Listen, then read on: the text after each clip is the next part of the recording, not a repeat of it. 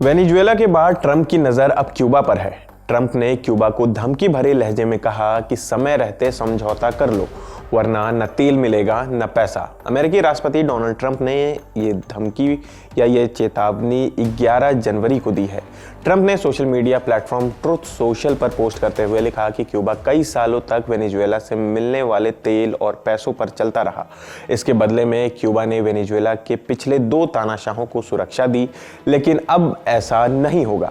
पिछले हफ्तों में अमेरिका के हमले में वहां मौजूद ज्यादातर क्यूबाई मारे जा चुके हैं। अब वेनेजुएला को उन गुंडों और वसूली करने वालों से किसी तरह की सुरक्षा की जरूरत नहीं है जिन्होंने इतने सालों तक देश को बंधक बनाए रखा। ट्रंप ने आगे लिखा कि अब वेनेजुएला के साथ अमेरिका है, दुनिया की सबसे ताकतवर सेना। हम वेनेजुएला की रक्षा करेंगे। अब क्यूबा को न कोई तेल मिलेगा न कोई पैसा, बिल्कुल जीरो।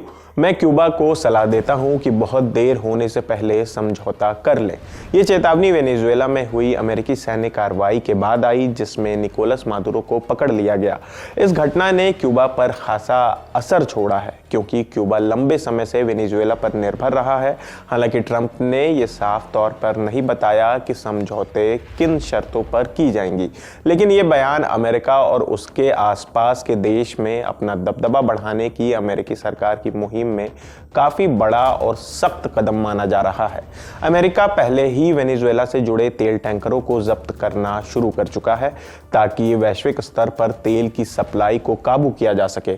इसका सीधा असर क्यूबा पर पड़ सकता है, जहां पहले से ही भीषण बिजली कटौती हो रही है और अब वहां बड़े पैमाने पर अशांति की आशंका जताई जा रही है।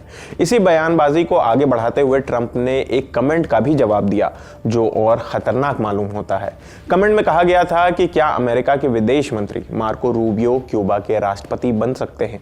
इस पर ट्रंप ने लिखा, मुझे ये ठीक लगता है। ट्रंप की धमकी पर क्यूबा का भी जवाब आया है। वहां की सरकार ने यह मानने से इनकार कर दिया है कि अमेरिका को क्यूबा पर शर्तें थोपने का कोई नैतिक अधिकार है।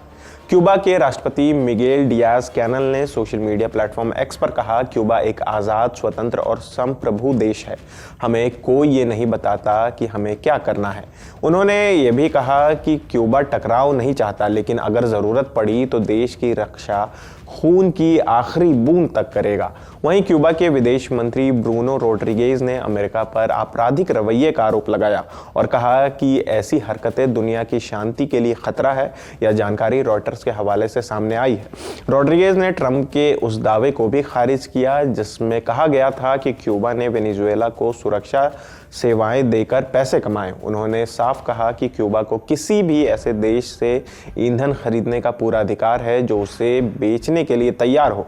क्यूबा के लिए तेल का सबसे बड़ा सहारा वेनेजुएला रहा है, लेकिन निकोलस मादुरो के पकड़े जाने के बाद ट्रंप ने वहां की अंतरिम राष्ट्रपति डेल्सी रोड्रिगेज पर दबाव बनाया। इसके बाद वेनेजुएला का तेल अब अमेरिका भेजे जाने लगा है।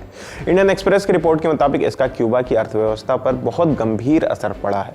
शिपिंग से जुड़े आंकड़ों और वेनेजुएला की सरकारी तेल कंपनी PDVSA के दस्तावेजों के मुताबिक वेनेजुएला रोजाना करीब 27,000 बैरल तेल क्यूबा को देता था, जो क्यूबा की जरूरत का करीब आधा हिस्सा था। अमेरिकी खुफिया एजेंसियों का कहना है कि क्यूबा की अर्थव्यवस्था पर भारी दबाव है और उसकी राजनीतिक व्यवस्था भी तनाव में है। हालांकि इन रिपोर्टों में ट्रंप के उस दावे की स्पष्ट पुष्टि नहीं होती है कि क्यूबा गिरने की कगार पर है। यह जानकारी रॉयटर्स ने इस मामले से परिचित 3 लोगों के हवाले से दी है। क्यूबा के लोगों के लिए यह टकराव अब गहराते मानवीय संकट में बदलता जा रहा है। तेल की सप्लाई रुकने से पहले ही देश में हालात खराब थे।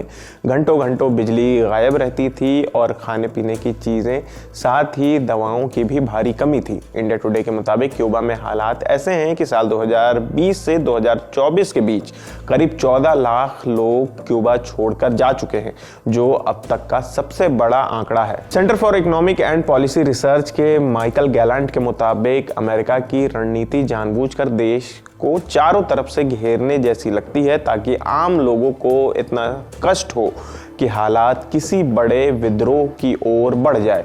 वहीं कुछ अमेरिकी अधिकारी मौजूदा दबाव को क्यूबा के कम्युनिस्ट शासन के लिए आखिरी झटका मान रहे हैं।